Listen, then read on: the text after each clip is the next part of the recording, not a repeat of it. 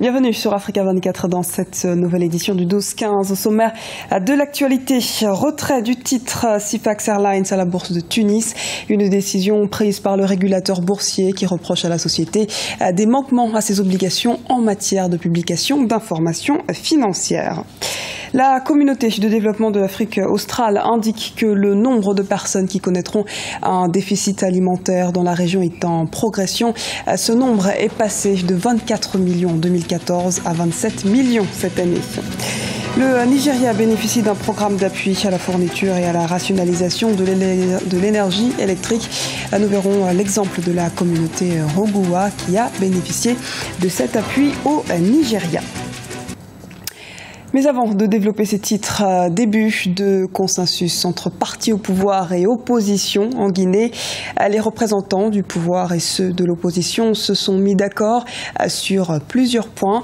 La répartition de 128 communes dispatchées sur la base des élections législatives de 2013. Dans sa partie proportionnelle, l'entrée au sein de la commission électorale nationale indépendante de 2 commissaires issus de l'opposition. Et s'agissant du fichier électoral, un comité de suivi a été mis en place pour extirper tous les cas litigieux. Il a également été convenu que les nouveaux conseillers municipaux soient nommés avant le 2 septembre prochain. Le gendarme de la bourse de Tunis sanctionne le transporteur Sifax Airlines.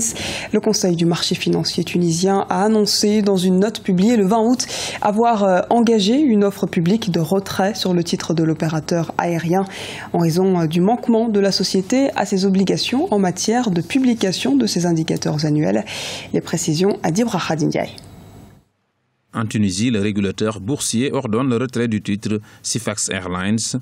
Le Conseil du marché financier reproche à la compagnie aérienne tunisienne des manquements à ses obligations en matière de publication d'informations financières. Le groupe n'aurait pas publié ses résultats depuis la fin septembre 2014. Dans le cas de Sifax, c'est une entreprise qui est cotée sur le marché alternatif, qui a des difficultés au niveau de son exploitation, donc il y a un risque sur les petits porteurs.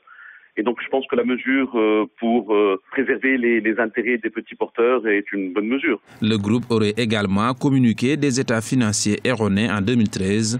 Son retrait de la bourse de Tunis serait, selon des spécialistes, une mesure pas réjouissante en soi. Pour la bourse de Tunis, ce n'est pas une bonne chose, puisqu'on n'est jamais content qu'une entreprise quitte le marché, la bourse. Donc, en tant qu'institution, la bourse de Tunis, bien sûr, ne se réjouit pas de cette décision.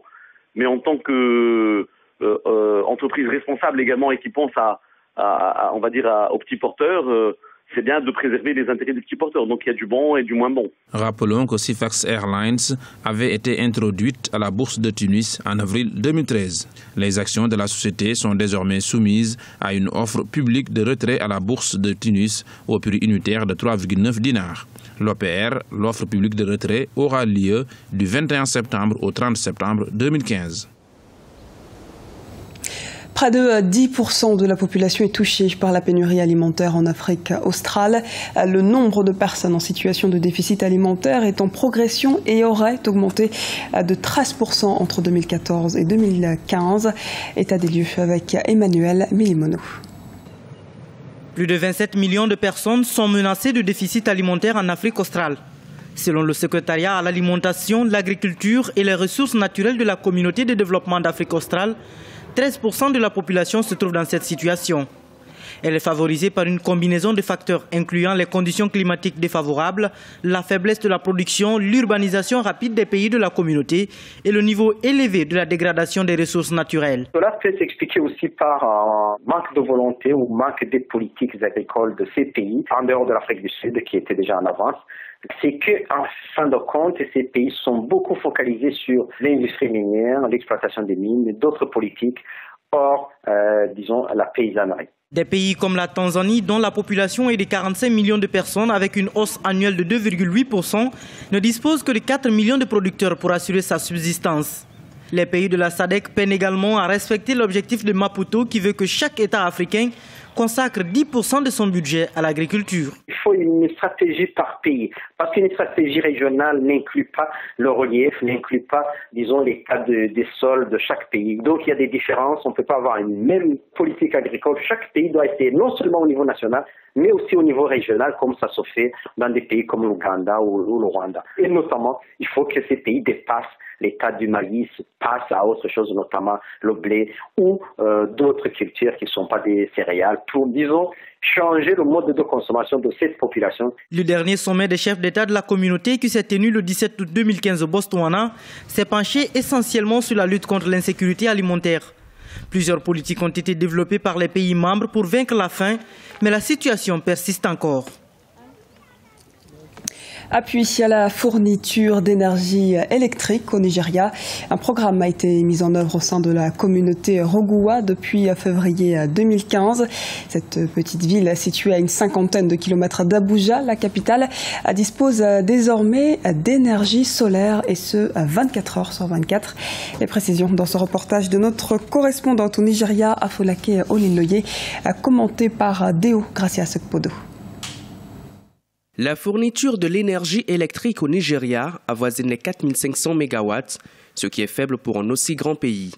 Mais pour un pays situé sous les tropiques, l'énergie solaire pourrait être une alternative. D'ailleurs, le solaire est déjà une réalité ici à Rogoua, à 66 km d'Abuja, la capitale nigériane. Tani vit ici.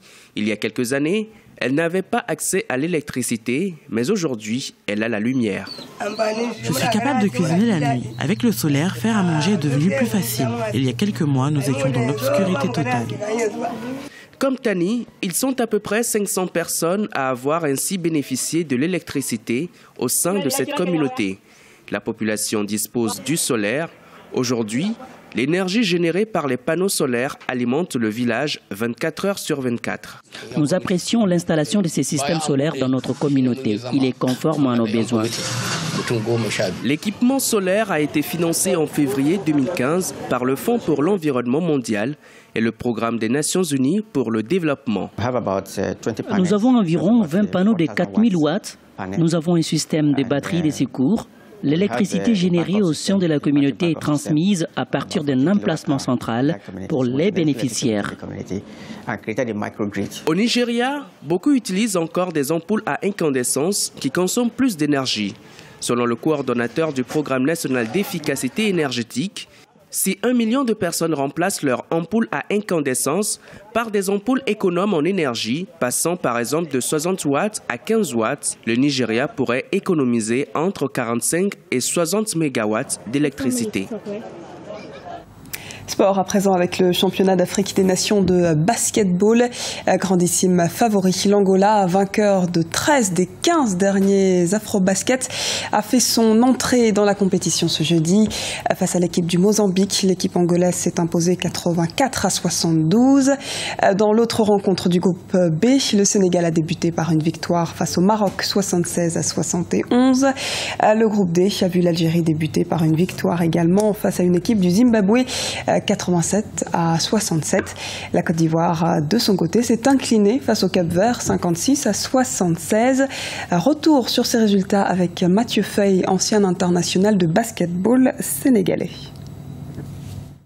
C'est vrai que les gens pouvaient se poser des questions de savoir si les gens allaient être un petit peu relâchés par rapport à la sécurité. Bon, je pense que quand on est à l'intérieur du pays, on ne vit pas comme par rapport aux nouvelles qu'on entend de l'extérieur. Bon, ici, je pense que le nécessaire a été fait par rapport justement à la sécurité. Il y a vraiment un nombre assez impressionnant de gens de sécurité et à l'intérieur des enceintes et à l'extérieur du stade. Donc, les gens sont bien filtrés. Donc, par rapport à cette sécurité, je pense que nous sommes vraiment rassurés.